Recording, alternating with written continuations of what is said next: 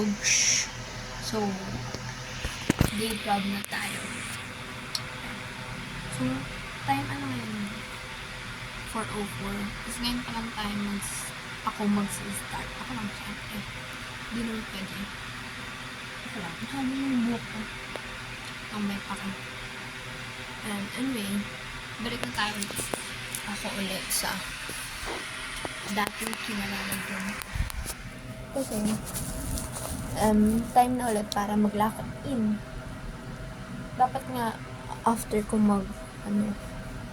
maghugas, kaso, nawalan kami ng kuryente. Kaya ayun, alas 4 na. Pero naman ako ng tatry ang sa reading comprehension ko sa Filipino. Grabe haba. Okay. Kasi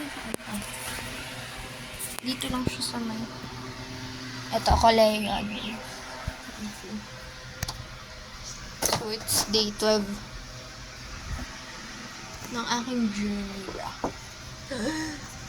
na maipasa ang UPCAT. So, an average student trying to enter UPCAT. UP. Aming tao. And guys, ang agenda today, siyempre mag-review. Para anong re-review? Ang re-review ko is, math. Balik tayo sa math. Basics ba? Basta ima-master ko yung algebra.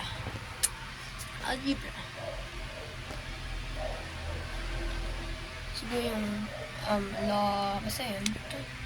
Ito lang. Ito algebra yan. Sa taas. Basta yun kung ano. Tapos, feel ko mag-reading comprehension din. Hanap ako sa internet ng mga materials that can help me to improve my reading comprehension. Kasi, nakakatamad magbasa sa totoo lang. Iintindihin mo yung kada sentence by sentence. Siguro baka abutin ako alas 6 dito. Pero nakaligo na rin naman ako. This time. Ayun na guys. Ano pa ba? Yun lang agenda.